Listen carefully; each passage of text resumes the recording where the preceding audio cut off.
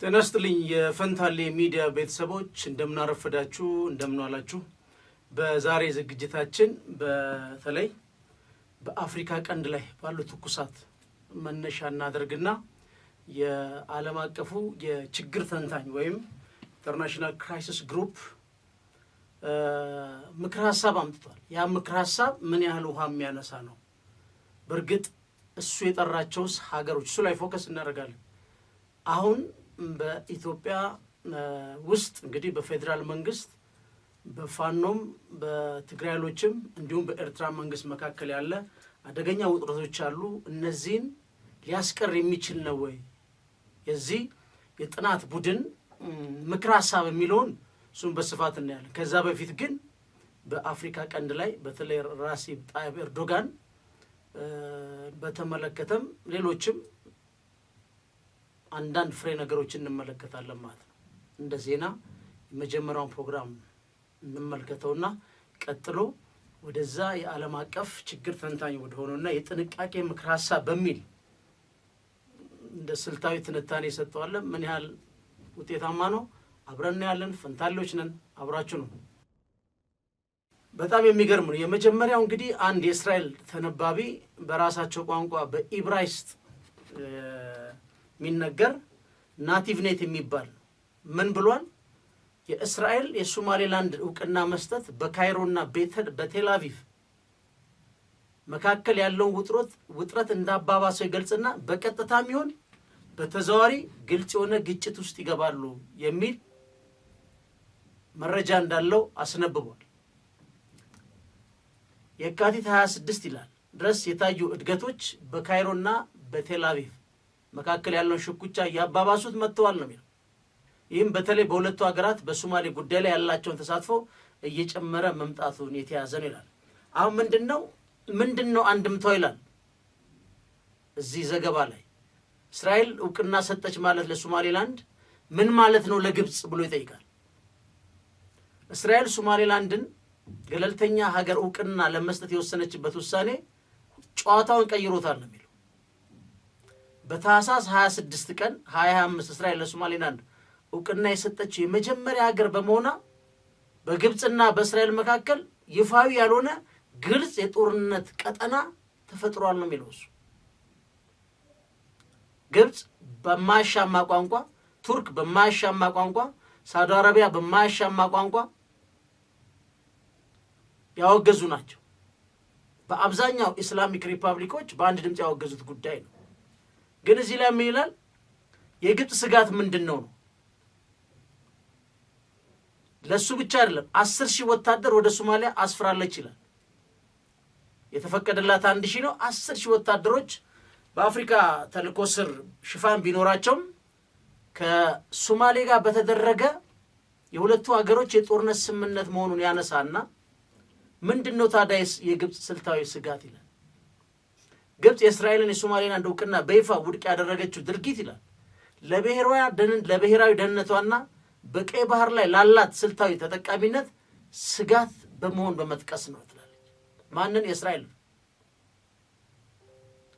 ስለዚህ እስራኤል ስልታዊ በሆነ መንገድ በቀይ ባህር መዳረሻዎች ላይ በመግባት የግብጽን ጥቅም ታዛባለች። ስለዚህ የሁለቱ ውጥረት ወደ ምን ሄዳል? እንደዘገባው ከሆነ በቀጥታም ይሁን በግልጽ ወታደራዊ ግጭት ውስጥ ይገባሉ ሲል አስነብቧል አንድ የእስራኤል ሚዲያ ነው የሚለው። በጣም ኢንትረስቲንግ የሆነ ራሲብ ጣይብ ኤርዶጋን ኢትዮጵያን ያው መጥተው እንደነበር ሁላችንም እናውቃለንና ምንም አይነት ጸጥታ ምንም አይነት ጦርነት የረብሻ ድምጽ አልፈልግም ብለዋል። እንግዲህ ይሄ ብሔራዊ ጥቅም ላይ ትልቅና ትንሽ የለም። ዋናው ምንድነው? የተሻለ ሌቨሬጅ አለው የሚል ነው።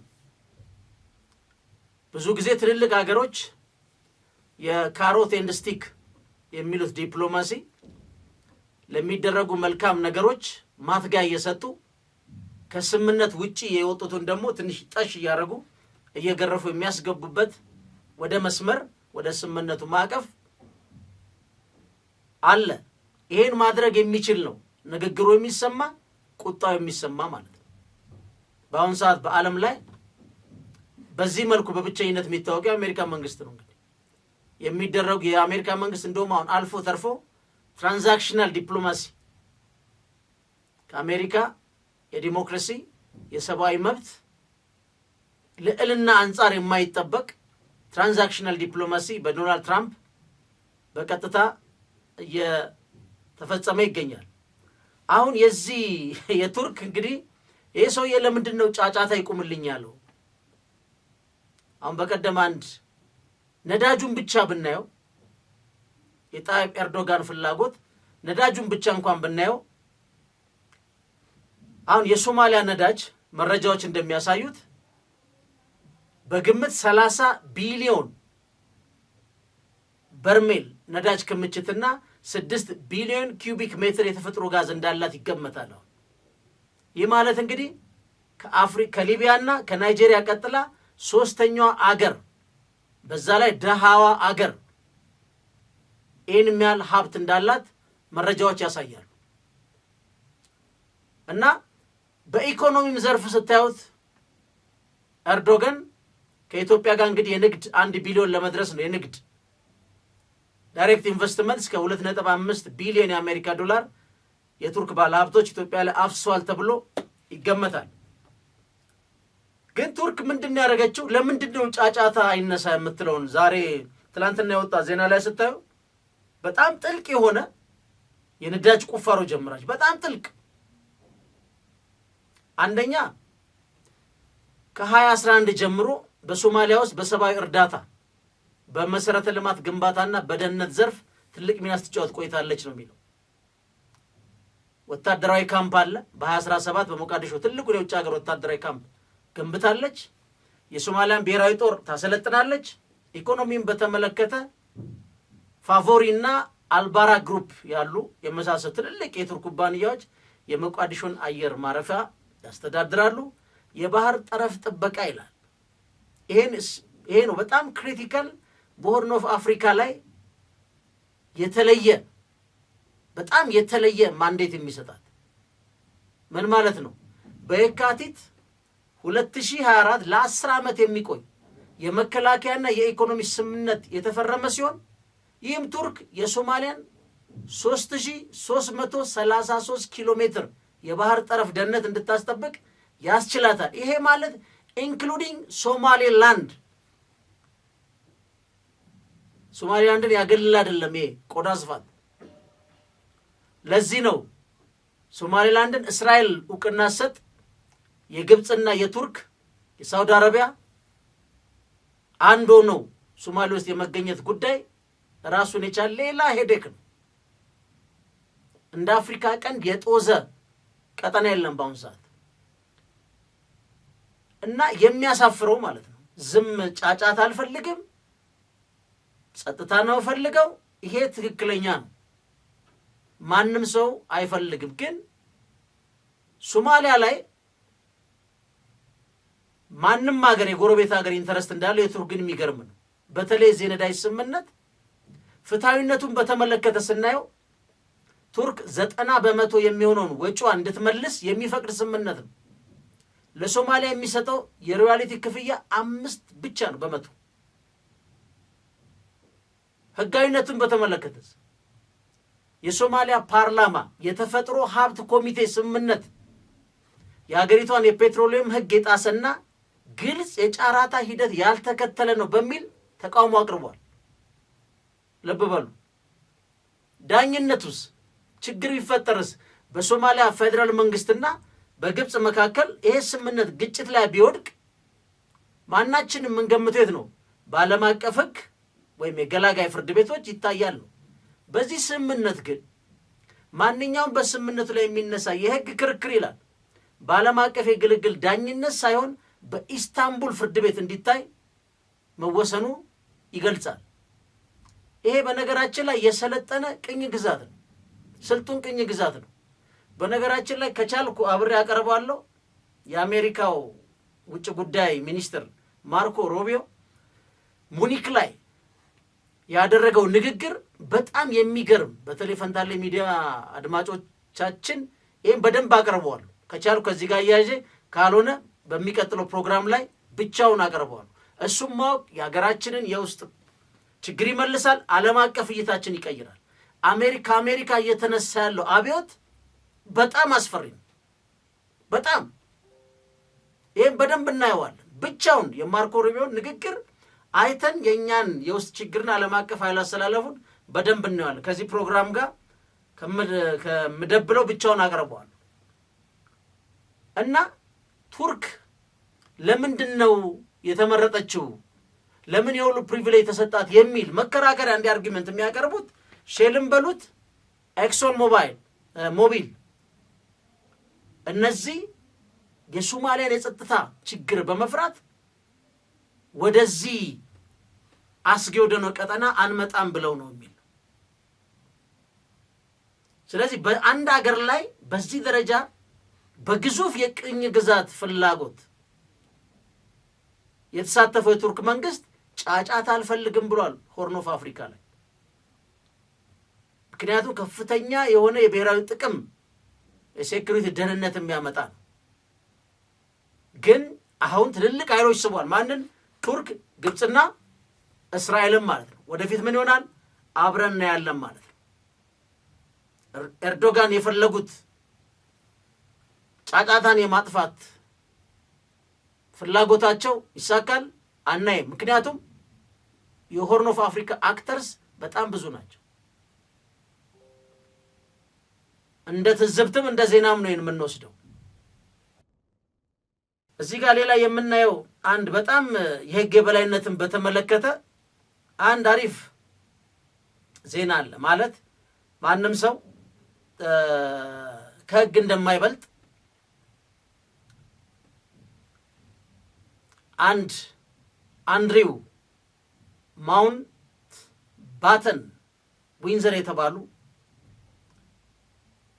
ከፍተኛ የእንግሊዝ መንግስት ባለስልጣን የነበሩ በቁጥጥር ስር ውለዋል። በቁጥጥር ስር የዋሉበት እንግዲህ ሁላችሁም እንደምታውቁት አሁን ለኤፕስታይን ሚስጥራዊ ሰነዶች በይፋ እየተለቀቁ ናቸው።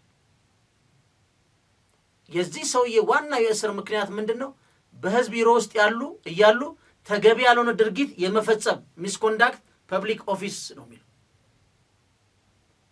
እንግዲህ በጣም ትልቅ ሰው ናቸው፣ ግን ማንም ከህግ በላይ አይደለም ብለው በቁጥጥር ስር አውሏቸዋል። ክሱ እንግዲህ ከታዋቂ የወሲብ ወንጀለኛ ጄፍሪ ኤፕስታይን ጋር በተገናኘ በነበራቸው ግንኙነት የብሪታንያ መንግስት ሚስጥራዊ ሰነዶች ለኤፕስታይን አሳልፈው ሰጥተዋል በሚል የቀረባቸው ክስ ነው። አንድ ክፍል ውስጥ አንድ ህፃን ልጅ ሁሉ ላይዋ ላይ ተኝቶ እንደዚህ የሚታይ አለ፣ ፊቷ የተሸፈነች ህፃን ልጅ ማለት ነው። በዚህ መልኩ እንግዲህ እኚህ ሰውዬ ቀርበዋል። በጣም የሚገርመው የቤተ መንግስቱ ምላሽ ነው። ንጉስ ቻርልስ ምን አሉ? ለሁላቸው እኚህ ሰውዬ ህጉ የራሱን መንገድ መከተል አለበት በማለት ቤተሰባቸው ከህግ አስከባሪዎች ጋር ሙሉ ትብብር እንዲያደርጉ ገልጸዋል። በእኛ በመንግስት ቢሮክራሲ ውስጥ ባለ ሁኔታ ውስጥ በአብዛኛው ትንኮሳን በተመለከተ ምን ያህል በፍትሃዊነት ይታያል የሚል በጣም አወዛጋቢ መረጃዎች እንዳሉ ቢታወቅም ግን የንጉስ ቤተሰብ ነኝ ዘር ነኝ በሚል ሁኔታ ማምለጥ የማይቻልበት ዛሬ ዓለምን በጣም ያነጋገረ ግን የህግ የበላይነትን ደግሞ ምን ያህል ደረጃ ሊሄድ እንደሚችል ያሳየ ጉዳይ እንግሊዞች ፈጽመዋል። ስለዚህም ሰውዬ በቁጥጥር ስር ሆነዋል። ከሁሉ በላይ የወሲብ ቅሌታቸው ብቻ በእርግጥ ከህፃናት አንደር ኤጅ ናቸው ይባላል። ግን የእንግሊዝን መንግስት ሚስጥር አሳልፈው ከሰጡ እንግዲህ ምን አይነት ፍርድ ሊጠብቃቸው እንደሚችል በአገር ክደት ነው አውቶማቲክ የሚሆነው። እንግዲህ በእስር ቤት የሚበሰብሱበት ሁኔታ ሊኖር ይችላል ማለት ነው።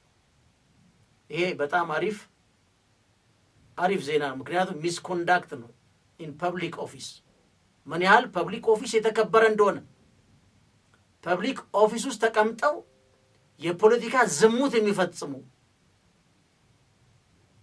ሰዎች ከህግ በላይ መሆን የማይችሉበት እይታ ነውና ከዚህ ብዙ ልንማር ይገባል። በእኛም ሀገር በዚህ ተመሳሳይ ሁኔታ ያሉትን ባለስልጣኖች ወደ ህግ የማምጣት ጉዳይ የህግ በላይነቱ ቢታይ ጥሩ ነው የሚል ነው። ሌላው እዚህ ጋር አንድ የመጨረሻ ዜና አድርገን የምንወስደው ሰሜን ኮሪያ ነው። እንግዲህ ኢራኖች በጣም የሚቆጩበት አንዱ ምንድነው የኒኩለር ቦምባ ፈጥነው አለመታጠቃቸው ዛሬ ለዶናልድ ትራምፕ ዛቻ ለእስራኤል ዛቻ በአደባባይ ተጋልጠዋል።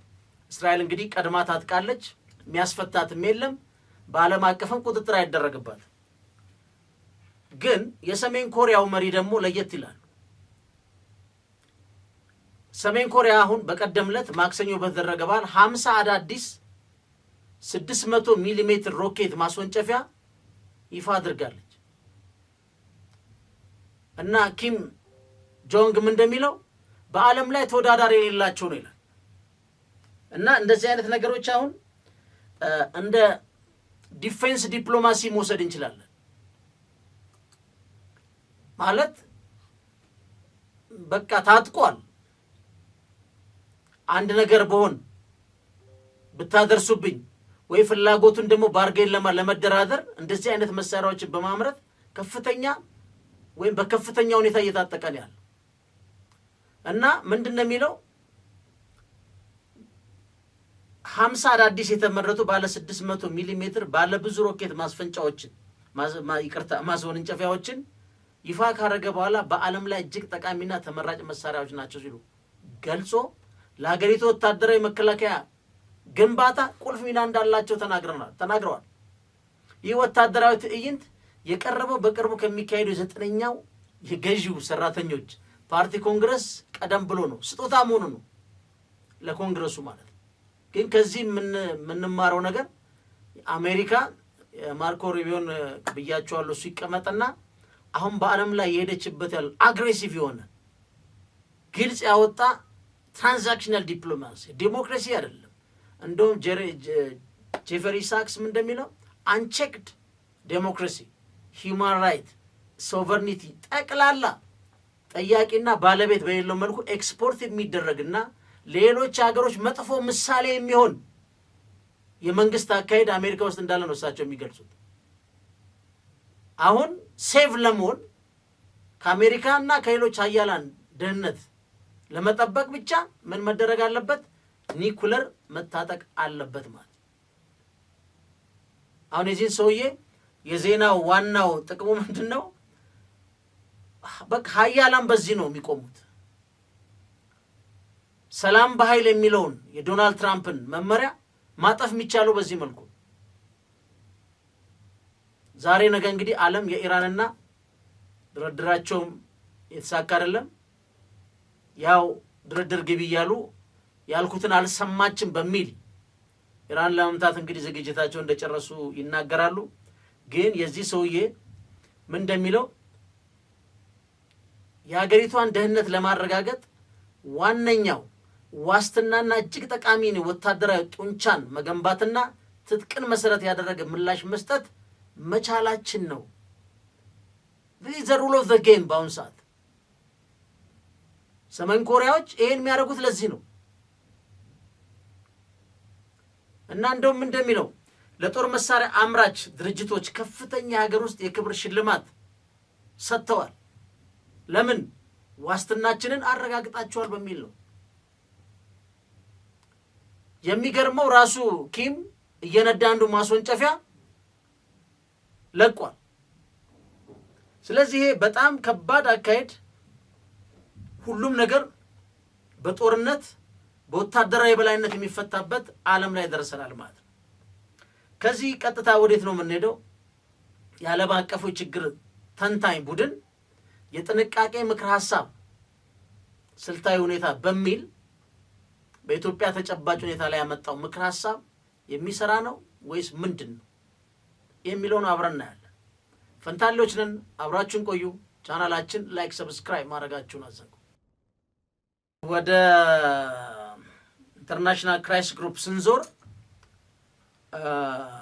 ይዞ የመጣው መጥፎ አይደለም፣ ግን ምን ያህል ቪዚብል ነው አሁን አገሪቷ ከደረሰችበት ተጨባጭ ሁኔታ ይህን ችግር ይፈታል የሚለውን ነው ምናየው። እሱ የሚለው ምንድነው?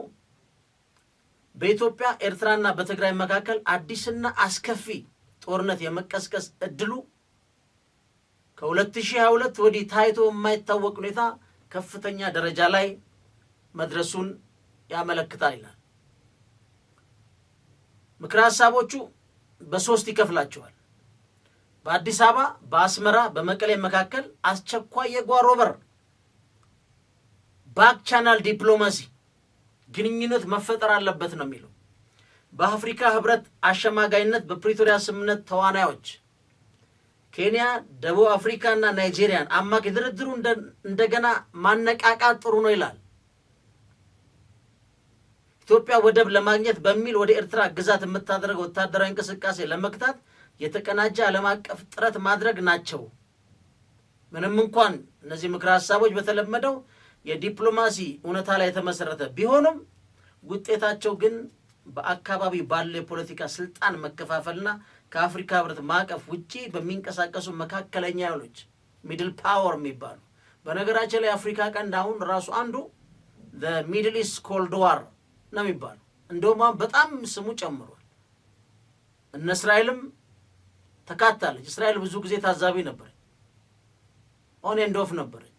አሁን እውቅና ሰጥታ በቀንዱ ሀገር ባለሙሉ ሰዓት ተሳታፊ ሆናለች። ቱርክ መታለች።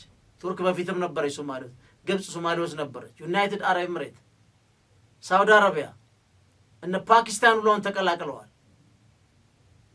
ሶማሊያ ራሷ አለች። ይሄ በጣም ሰፊ ነው። ግን ታስታውሱ እንደሆን በፈንታሌ ሚዲያ ላይ መጀመሪያ ከዚህ በፊት ስናወራ አንድ ነገር አንስተን ነበር። ምንድን ያነሳ ነው? በእርግጥ እኔ ተመልሼ ከመጣው በኋላ አሁን ብዙ ነገሮች ተለዋውጠዋል። የምርጫ ጦርነትና የግዴታ ጦርነት ዋር ኦፍ ቾይስ እና ዋር ኦፍ ኔሴሲቲ በሚሉ የሆርን ኦፍ አፍሪካን ለማየት በተለይ ደግሞ በኢትዮጵያ፣ በሶማሊያ፣ በኤርትራ መካከል ያለው ውጥረት አሁን በሶማሊያና በኢትዮጵያ መካከል ለዘብ ያለ ይመስላል። በኤርትራና በኢትዮጵያ መካከል ያለው ጦርነት የምርጫ ጦርነት ነው፣ የግዴታ ጦርነት ነው አንድ ይሁንና ሀገር ውስጥ ደግሞ በፌደራል መንግስትና በትግራዮችና በፋኖ መካከል ያለው ጦርነት የምርጫ ጦርነት ነው፣ የግዴታ ጦርነት ነው በሚል በስፋት እያየነው ነበር። ሚዲያችን ላይ በተፈጠረ እንግዲህ አጋጣሚ እንደዚህ አይነት ነጥቦች እያወራን ነበር ባለፈው የነበረው። አሁን የግዴታ ጦርነት የሚባለው ወይም ዋር ኦፍ ኔሴሲቲ የሚባለው ሀገር የመኖር ህልውና አደጋ ላይ ሲወድቅና ሌላ አማራጭ ሲጠፋ የሚደረግ ነው ይላል። ለምሳሌ ካልተዋጋን ሀገራችን ትፈርሳለች የሚል ትርክትና መሬት ላይ ያለው ተጨባጭ ሁኔታ ሲጋባ እንደዚህ አይነት ነገር ሊያመጣ ይችላል። አሁን በፊት የኢትዮጵያ መንግስት የባህር ማግኘት እንደ ህልውና ጉዳይ አድርጎ ማቅረብ አሁን ጠቅላይ ሚኒስትር አብይ በተደጋጋሚ የሚናገሩት የህልውና ጉዳይ ነው ሲባል ይሄ አሁን እንደ ዋር ኦፍ ኔሴሲቲ ይቆጠራል። ምክንያቱም ዴፊኒሽኑ ህልውናችን አደጋ ላይ ወድቋል በሚል ነው። የምርጫ ጦርነት ሲባል ዋር ኦፍ ቾይስ ሲደው ስትራቴጂካዊ ጥቅምን ለማስከበር ወይም ቀድሞ ጥቃት ለመሰንዘር የሚደረግ በሰላማዊ መንገድ ሊፈታ የሚችል ነገር ግን ወደ ጦርነት የተገባበት ሁኔታ ነው ይላል። አሁን እዚህ ላይ ነው ጨዋታው ያለው። አሁን ኤርትራ የምታነሳው ጥያቄ፣ ሶማሊያ የምታነሳው ጥያቄ፣ የኢትዮጵያ መንግስት የሚያነሳው ጥያቄ በአንዱ በሌላው መነጽር ሲታዩ የዋር ኦፍ ኔሴሲቲ እና የዋር ኦፍ ቾይስ ነው ወይ የሚል። ለምሳሌ አሁን እዚህ ላይ ዋር ኦፍ ቾይስ ላይ ኤርትራና ሶማሊያ በተደጋጋሚ የሚናገሩት የኢትዮጵያ የባህር በር ፍላጎት የምርጫ ጦርነት ነው ብሎ ይናገራሉ። የሌላን ሀገር ሉዓላዊ የመጣስ ሙከራ አድርገው ይናገራሉ። የኢትዮጵያ መንግስት የህልውና አደጋ ስለገጠመው ሳይሆን ስትራቴጂክ አድቫንቴጅ ለመውሰድ ሲወስድም የእኛን ህልውና የእኛን ሉዓላዊነት ጥሶ ነው። ጥያቄው የዋር ኦፍ ኔሴሲቲ አይደለም ብለው በዚህ መልክ አርጊው ያደርጋሉ። የኢትዮጵያ መንግስት ደግሞ የለም የባህር በር የኔ የህልውና ጥያቄ ነው። የአፍሪካ ህብረት ላይም ጠቅላይ ሚኒስትር አብይ በድጋሚ አንስተውታል። 54ቱ አገሮች ባሉበት ሁኔታ ማለት ነው። ስለዚህ የምርጫ ጦርነትና የግዴታ ጦርነት መካከል ያለው መስመር በጣም ቀጭን ነው። በስፋት የሚታመነው የግዴታ ጦርነት የሚካሄደው ለህልውና ነው። ምን ማለት ነው? ጠላት ደጃፍ ላይ ሲመጣ ማለት ነው። የምርጫ ጦርነት ደግሞ የሚካሄደው ለስትራቴጂካዊ ጥቅም ሲባል ነው። አንተ ራስህ የሌላውን ደጃፍ ለመርገጥ ስትወስን። ዛሬ እንግዲህ በአፍሪካ ቀንድ እነዚህ ሁለት ትርጓሜዎች እየተጋጩ የምስራቅ አፍሪካን ካርታ በነገራችን ላይ ሪድሮዊንግ ሊያደርጉት ይችላል። እንደገና ሊሳል ይችላል፣ አይታወቅም። የሆነ አይነት ሜካኒዝም ካልመጣ በስተቀር በዚህ መልኩ ይሄዳል እና እዚህ ዓለም አቀፉ ችግር ትንታኔ ቡድን በዋር ኦፍ ኔሴሲቲ እና በዋር ኦፍ ቾይስ መካከል በድፍረት አላስቀመጠም። አንድ ግን ምንድነው ለዘብተኛ የሆነ ነገር ያቀርባል። አንደኛ የሚለው ምንድነው የአሸማጋዮች እንግዲህ መንታነትንም ያነሳል። ባለ ብዙሃን ዲፕሎማሲም ይጋብዛል። የሴንትራላይዝድ የሆነ እገሌ እገሌ በሚል ሁኔታ ሳይሆን ያረጋል። ግን ምንድነው የሚለው አንዱ ለዚህ ኮዝ ነው ብሎ እሱ የሚያቀርበው በፕሪቶሪያ ስምምነት ላይ እሱ የሚለው የአማራ ኃይሎችን የኤርትራ መንግስት ያገለለ በመሆኑ ይላል ሪፖርቱ ነው የሚለው። ይህ መገለል ስምምነቱ የኤርትራን ኃይሎች እንዲወጡ ለማስገደድ ወይም ከፍተኛ ውጥረት ያለባቸውን የምዕራብ ትግራይ ወልቃይትና የደቡብ ትግራይ ራያን የይዞታ ክርክሮች ለመፍታት የሚያስችል ህጋዊ ሆነ ፖለቲካዊ ማዕቀፍ እንዳይኖሩ አድርጎታል ለሚለው። ይሄ እንግዲህ የተቋሙ ነው። ጦርነቱ በፌዴራል መንግስትና በትግራይ ኃይሎች መካከል ነበር። ኤርትራ ተሳታፊ ነበረች። ሁሉም ክልል በፌዴራሉ ተዋቅሮ ነው የመጣው። ግን እዚህ ላይ የሚለው ምንድነው ኢንተረስት ግሩፕ ነበሩ፣ እነሱን አልተካተቱም ነው የሚለው። በዛ ስምምነት ግን የአማራም ክልል ፕሬዝዳንት በተደራዳሪነት መቅረባቸው የሚታወስ ነው። ሌላው ምንድነው እዚህ ጋር የሚያነሳው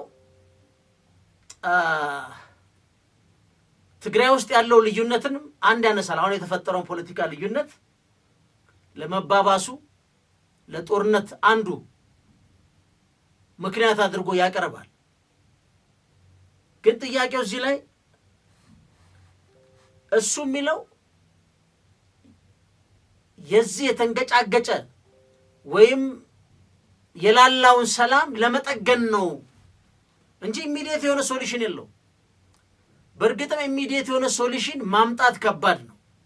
ይህ የሚመጣው በጦርነቱ ላይ ተሳታፊ የሆኑ አክተሮች በቀናነት ሰላምና ሀገርን ባስቀደመ ከየትኛውም አይነት የፖለቲካ ፍላጎት ውጪ የሚደረግ ድርድር ሊሆን እንደሚችል ሳይታለም የተፈታ።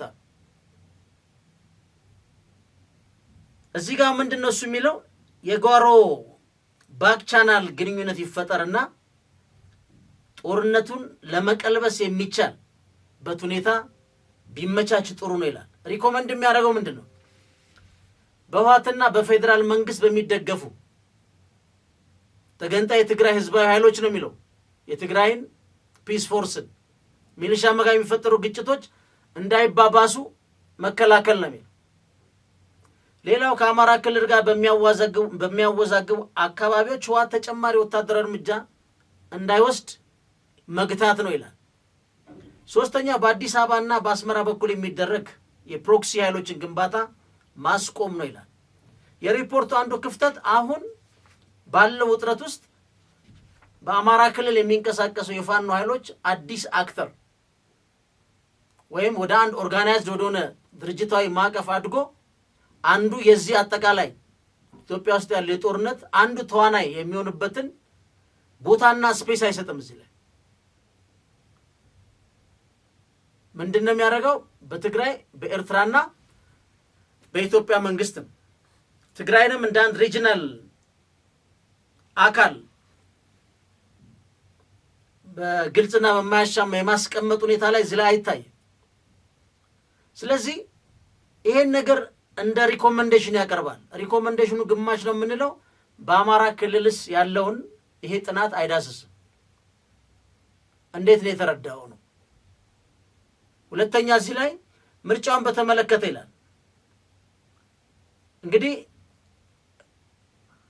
የህዝባዊ ወያኔ ሓርነት ትግራይ በምርጫ ቦርድ ምዝገባ ውስጥ የለም። የፌዴራል መንግስት ደግሞ በግንቦት በሚደረግ ምርጫ ትግራይ ውስጥ የፌዴራል አጠቃላይ ምርጫ ትግራይ እንደ አንድ አካል ውስጥ ደግሞ ምርጫ ማካሄድ ይፈልጋል። በዛ መሃል እዛ ውስጥ ባለው ጊዜያዊ አስተዳደር የሚሆን እዛ ውስጥ ባሉት ወታደራዊም ፖለቲካ ኃይሎች ደግሞ ይህን ነገር ለማከናወን በቅድሚያ ሁኔታ የሚያስቀምጡት በርካታ ነገር አለ ማለት ነው። ስለዚህ በዚህ መካከል ውስጥ እሱ የሚያመጣው ምንድነው? ውጥረቱ እንደተጠበቀ ሆኖ አሸማጋዮች አስገብቶ የጊዜያዊ አስተዳደሩን በጀነራል ታደሰ የሚመራውን የእድሜ ጊዜ አራዝሞ ሁኔታዎችን ከጦርነት መለስ ለመፍታት የሚል ምክር ሐሳብ ያቀርባል። እዚህ ላይ ግን የዲፕሎማሲ የጓሮ መስመር ግንኙነት ይላል አዲስ አበባ ከኤርትራ ጋር ላላት ግንኙነት ተቀባይነት ያለው ገደብ ምን እንደሆነ ለትግራይ ባለስልጣን ለማሳወቅ ሊረዳ ይችላል። የፌዴራል መንግስት የጽምዶ ድንበር ተሻጋሪ የባህል መቀራረብ እንዲቀጥል ፈቃደኛ መሆኑን ሊያሳይ ይችላል። ሆኖም በኤርትራ ወታደራዊ ኃይል በትግራይ ውስጥ መገኘትና በህወሓትና በአስመራ መካከል ጥልቅ ወታደራዊ ግንኙነት እንዲኖር መስመር ሊያሰምር ይችላል። እንግዲህ በባክዶር ዲፕሎማሲ ላይ ሲወያዩ ሁሉም ኢንተረስቱን ቴብል ያደርጋል። አንዱ ኦፕሽን የህዝብ ለህዝብ ግንኙነቱ እንዲቀጥልና ግን በወታደራዊ ማዕቀፍ መካከል በኤርትራና በትግራይ መካከል ያለውን እዛ ላይ ፌዴራል መንግስት ሊያሰምር ይችላል። ከዛ ይሄ ማለት በትግራይም በኤርትራም በኩል ቴብል የሚደረጉ የራሳቸው ፍላጎትም እዛ ላይ ይቀመጣል ማለት ነው። በዚህ መልኩ የመወያየት ዕድልና ጦርነቱን የማለዘብ ጉዳይ ሊገጥመን ይችላል የሚል ሐሳብ አለ። ዋናው ግን ትኩረት የምናደርገው እኛ ይሄን በአገር ውስጥ ያሉትን መፍትሄ ያሳይና የውጭ ኃይሎች ብሎ የሚያስቀምጣቸው ምን ያህል ውጤታማ ስራ ሊሰሩ ይችላሉ የሚለውን እንመለከታለን። ምን ማለት ነው? አሁን እሱ የሚለው አሜሪካ፣ የአውሮፓ ህብረት አባል ሀገራት፣ ቻይና፣ ሳውዲ አረቢያ፣ ቱርክና ዋና ዋና ኃይሎች ይላል። የጠራቸው ሀገሮች ምንም ጥያቄ የለው ትልልቅ ሀገሮች ናቸው። በሴኩሪቲ ካውንስል ያሉ ናቸው። በሚድል ፓወር መካከለኛ ላይ ያሉት ናቸው። ግን ጥያቄው ይሄ የኢትዮጵያን ጦርነት ሊቀርፍ የሚችል መፍትሄ ነው የሚለውን ስንመለከተው አንደኛ እሱ የሚለው ለምሳሌ አሜሪካን እዚህ ጋር ሲያስገባ የአውሮፓ ህብረትን ሲያስገባ አንዱ ኮንሲደር የሚያደርገው ኢትዮጵያ ውስጥ የተጀመረውን የማክሮ ኢኮኖሚ በአይኤምኤፍ እና ወርልድ ባንክ በቀጥታም በተዘዋዋሪ የሚደግፉትን የለውጥ ሂደት እንደ አንድ መደራደሪያ እንዲያቀርቡት ይጠይቃል። ጦርነቱ እንዳይጀመር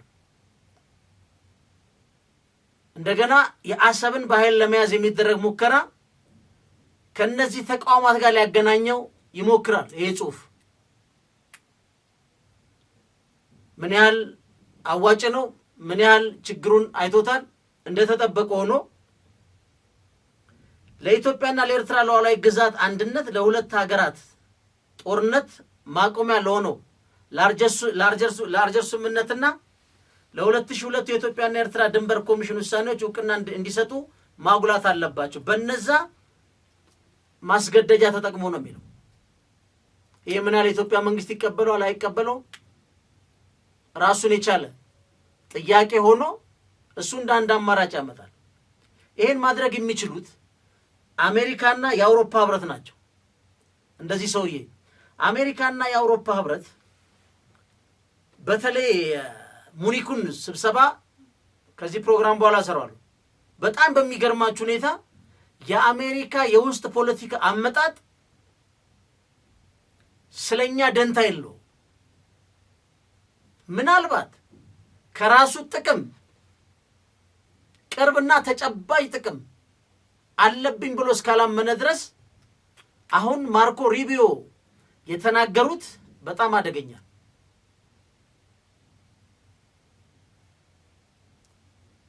ሌላው አሜሪካ እዚህ ላይ በአፍሪካ ቀንድ ያላት ተሳትፎ አሁን በተወሰነ ሶማሌ ጋር ያለው ዛሬ የአይሲስ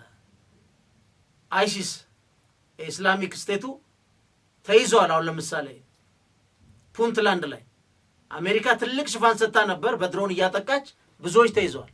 ያላት አሁን በግልጽ የሚታይ ኢንተረስት ነው። ከዛ ውጪ አሜሪካን እዚህ ጋር ይሄ ቢያመጣት አሜሪካ በአሁን ሰዓት ትራንዛክሽናል ዲፕሎማሲ ነው የምትጠቀመው።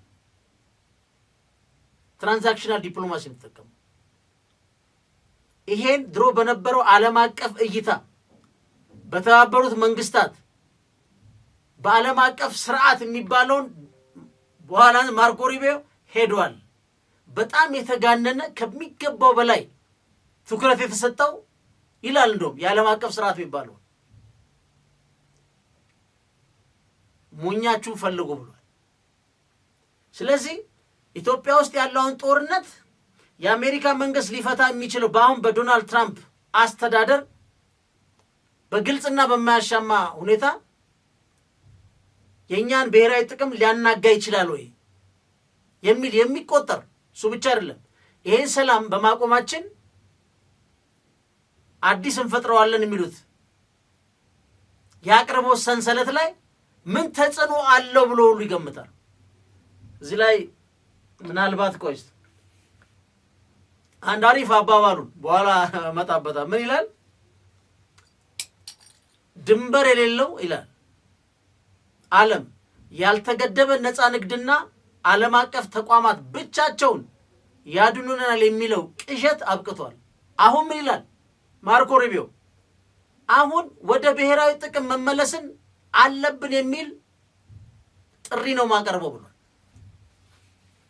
አስቡት፣ እንደዚህ አይነት የሴኩሪቲ አጀንዳ ይዞ ነው የመጣው። ብሔራዊ ጥቅም፣ የዓለም አቀፍ ጥቅም፣ የዓለም ስርዓት መዛባት፣ የዓለም አቀፍ እንደዚህ ብላ ብላ እሱ አልፎታል ብሏል። እና አሜሪካንም በዚህ መልኩ ይህን ጦርነት የማስቆም አማራጭ ከጥቅሙ አንፃር ከኛ ሰላም መረበሽ አይደለም። የኛ ሰላም መረበሽ የሚያቆመው እኛ ብቻ ነው። እንደ ፈንታሌ ሚዲያ ጦርነት የሚቆመው በኢትዮጵያ ውስጥ ብቻ ነው። ሌላ አቋሚ የሚያቆም ኃይል አለን ብለን በጣም ከባድ ነው። ሁለተኛው ሳውዲ አረቢያን ነው የሚጠራው። አሁን ሳውዲ አረቢያን የሚጠላት ዋናው ነገር ምንድን ነው እየጠራ ያለው? አንደኛ ቀላል አይደለችም፣ ተጋቢ ነን። ያው የአፍሪካ ቀንድ መካከለኛው ምስራቅ ሰላማችን ያው የተያዘ ነው። ትልቅም ሀገር ነው ሳውዲ አረቢያ። በነገራችን ላይ ዩናይትድ አረብ ኤሚሬትን በሳውዲ አረቢያ አይን ብታዋት ዩናይትድ አረብ ኤሚሬት ማለት የሳውዲ አረቢያ መንደር ማለት ነው። አንድ ሰፈር የሆነ ሰፈር ማለት። እዚህ ላይ ምን ይላል? በቀይ ባህር ማዶ የምትገኝ ትልቅ የዲፕሎማሲ ኃይል እንደመሆኗ በአሁኑ ጊዜ የጦርነት ስጋት ጨምሮ በሁለቱም ወገኖች ላይ በሚስጥር እየሰራች ትገኛለች ነው። ሳውዲ አረቢያ በነገራችን ላይ ኢትዮጵያ ውስጥ ከፍተኛውን 75,000 ሰራተኛ ቀጥሮ የሚሰራው ሚድሮክ ኩባንያ ባለቤት ሼክ መሐመድ ሁሴን አሊ አላሙዲ ናቸው። እሳቸው ሳውዲ አረቢያዊ ናቸው። ይሄ ኢንቨስትመንት የሳውዲ አረቢያ ኢንቨስትመንት ማለት የፎሬን ዳይሬክት ኢንቨስትመንት ኢትዮጵያ ውስጥ የሚሰራ በጣም ለኢትዮጵያ ዜጎች የሚጠቅም እሱ ብቻ ሳይሆን ከሌላ ድርጅት በተለየ በአብዛኛው የሶሻል ኮርፖሬት ሪስፖንሲቢሊቲ የሚሳተፍም ግንባር ቀደም የሆነ ኩባንያ ነው። ይሄም እንደተጠበቀ ሆኖ ግን ይሄ የሳውዲ አረቢያ አንዱ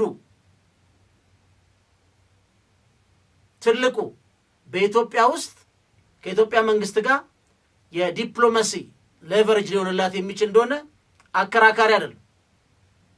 ሼክ መሐመድን መውደድ ኢትዮጵያዊ ናቸው ብሎ መቀበልና በህግ አግባብ ስናወራ ይለያያል። ሁለተኛ ሳውዲ አረቢያ በኢትዮጵያ የውስጥ ፖለቲካ ውስጥ እስካሁን የተለየ ኃይል አሰላለፍ ውስጥ አልገባችም። እሱ ብቻ አይደለም፣ በኤርትራና በኢትዮጵያ መንግስት ውጭ ጉዳይ ሚኒስትሩ ሁለቱንም ማናገር ሁለቱንም ሀገሮች እሱ ብቻ አይደለም፣ ሳውዲ አረቢያ አንዷ ነች በኢትዮጵያና በኤርትራ መካከል ስምምነት እንዲፈረም ያደረገች። ኢትዮጵያ ውስጥ የለውጥ እንቅስቃሴ የሚባለው ሲከሰት ከዛ በኋላ በይፋ የኢትዮጵያ መንግስት ላቀረበው ጥያቄ ኢሳያስም ተቀብሎ ሳውዲ አረቢያ የተፈራረሙበት ግን ይፋዊ የሆነ ግልጽ እስቲል የማይታወቅ ሰነድ ማለት ነው።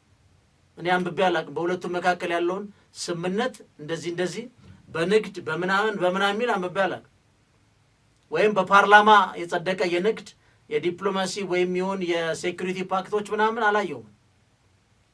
ያ ነው ሳውዲ አረቢያ ይሄን ማድረግ ትችላለች። ግን ሳውዲ አረቢያ ግን ብትር የላትም። እዚህ ሀገር ውስጥ ብትር ያለው አሜሪካና ቻይና ነው። እሱ ፕሮፖዝ ካደረገው የካሮት ኤንድ ስቲክ ዲፕሎማሲ ለማቅረብ የሚችሉት አሜሪካና ቻይና ናቸው። የአውሮፓ ህብረትም አይችልም። አሁን ሳውዲ አረቢያ በዚህ መልኩ በማግባባት ማትጊያ ለሚያደርጉት የሰላም እርምጃ ማትጊያ ልታቀርብላቸው ትችላለች። ስምምነቱን ቢጥሱ ግን በኢትዮጵያ ውስጥም ያሉት ከፌዴራል መንግስት ጋር ፌዴራል መንግስትም ከኤርትራ ጋር የሚደረግ ስምምነት ቢጣስ መቅጫ መቆንጠጫ ግን የላት። ሌላው ያቀረበው ማን ነው? የአውሮፓ ህብረት ነው። የአውሮፓ ህብረት ከምን ጊዜውም በላይ በተዳከመ ቁመና ውስጥ ነው ያለው። የማርኮ ሩቢዮን ንግግር ብትሰሙ በቃ ለአውሮፓዎቹን ያቀረበላቸው የገለጻቸው መንገድ ልክ እሱ በቃ የሆነች አንድ አውሮፓዊ ፍቅረኛው አውሮፓ ውስጥ እየፈለጋት ነው ይመስለው። ቋንቋ አገላለጹ እንደውም እኛ የአውሮፓ ልጆች ነን ይላል። ምክንያቱም የዶናልድ ትራምፕ ቦልድ እርምጃ አውሮፓዎቹን አስደንግጦ ግሪንላንድን ወስዳለሁ ብለው 80 ዓመት አብሮ የከረሙበትን ሳይዘጋጁ ነው ቀፎን የነካባቸው። አውሮፓዎች ደንግጠዋል፣ አኩርፈዋል። ማርኮ ሩቢዮ ይህን ለመመለስ አውሮፓዎችን የገለጸበት መንገድ አውሮፓን ልክ እንደ አንድ ሴት ነው፣ በቃ አንድ ሴትን የሚያሰምጥ ነው ይመስል። በኋላ እናየዋለን። የሚገርም ግን ውስጡ አስፈሪ ሆነ። አውሮፓ በሩሲያ ታንቃለች፣ በዩክሬን ጦርነት ውስጥ ገብታለች። ዶናልድ ትራምፕ ክዷታል። ግሪንላንድን ወስዳለሁ የሚል በግልጽ መጥቷል። በኋላ እናየዋለን። አስፈሪን ያልኳችሁ ለዛ ነው።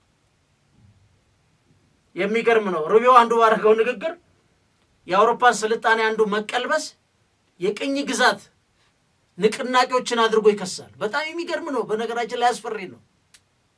በኋላ እናየዋለን። ስለዚህ የአውሮፓ ህብረት የዩክሬንን ጉዳይ አልቻለም። ሩሲያ ገዝፋለች። አሜሪካ በተጨባጭ በሚባል ደረጃ አስደንግጣ ክዳቸዋለች። ከእንቅልፋቸው 80 ዓመት በአሜሪካ የውጭ ግንኙነት ፖሊሲ ውስጥ ተኝተው ነበረ። አሁን ነቅተዋል።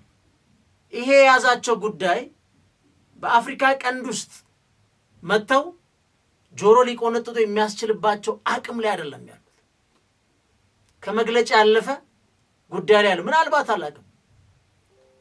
ይሄ ጦርነት የሚካሄድና ሊደርስ የሚችል የቁስና የሰብአዊ ጉዳት እርግጠኛ ነኝ በጣም አስደንጋጭ በጣም አስፈሪ ሊሆን እንደሚችል ምን ክርክር ያኔ አላውቅም።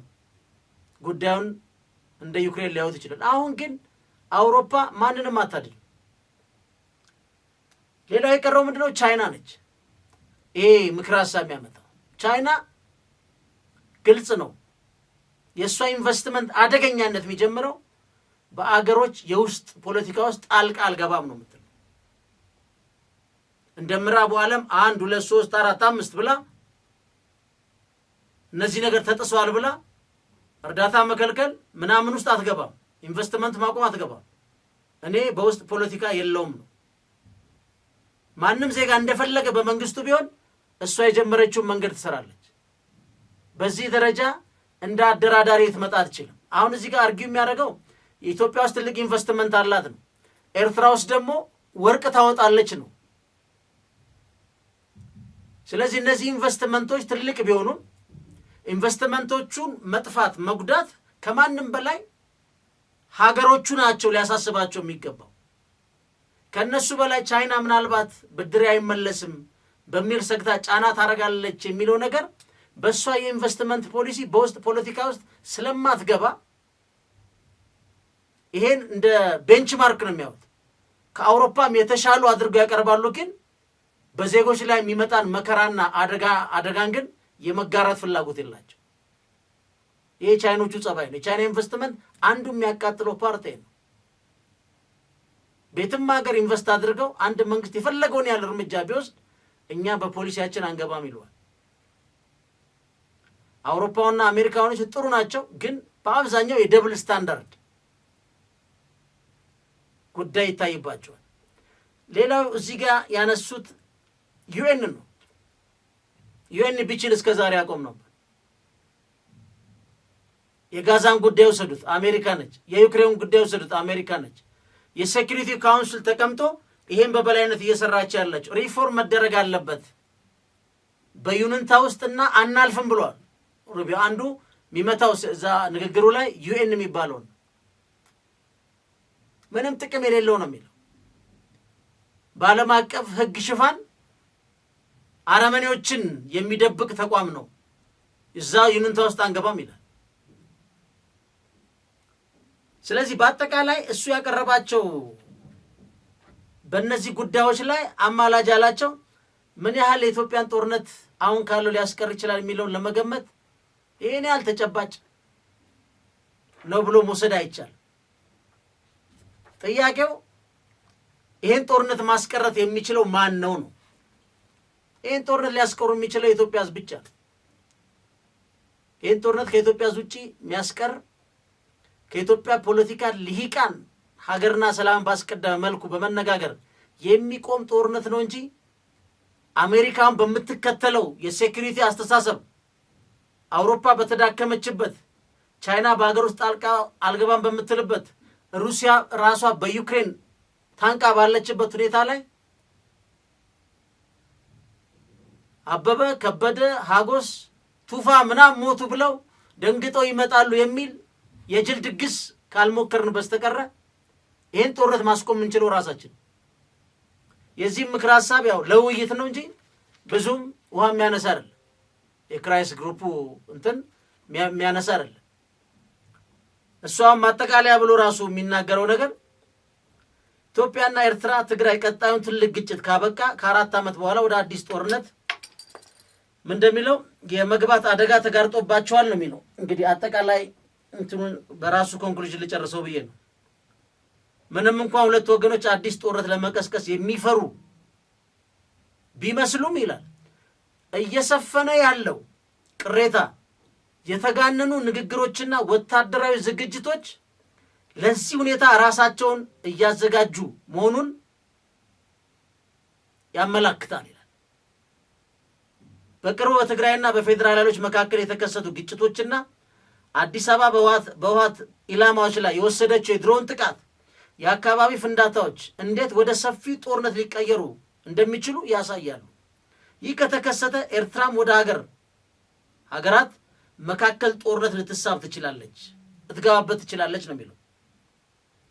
እንዲህ አይነቱ አስከፊ ክስተት በፍጹም የማይቀር አይደለም። ነገር ግን ውጥረቶችን ለመግታት ያለም የተቀናጀ ቀጠናዊና ዓለም አቀፋዊ እርምጃ ካልተወሰደ ኢትዮጵያ ኤርትራና ትግራይን ለመቆጣጠርም ሆነ ለመጨረስ አስቸጋሪ ወደሆነ አዲስ ቀጠናዊ ጦርነት ውስጥ ሊገቡ ይችላሉ። ይህን ለማስቀረት እያንዳንዱ ጥረት ማድረግ አለበት ይላል። እውነት ነው። ዋናው ጥረት የምናደርገው ግን እኛው ራሳችን ኢትዮጵያኖች ነን። በአጠቃላይ ሰነዱ ይህን ይመስላል። ፈንታሌዎች ነበሩ። ቻናላችን ላይክ፣ ሰብስክራይብ ማድረጋችሁን አዘንጉ። ቻው።